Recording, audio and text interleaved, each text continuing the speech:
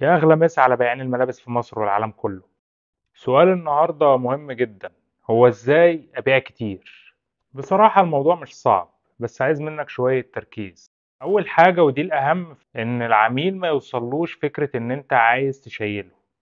اتكلمنا قبل كده في فيديوهات سابقة إن دورك إنك تساعد العميل، مش تشيله.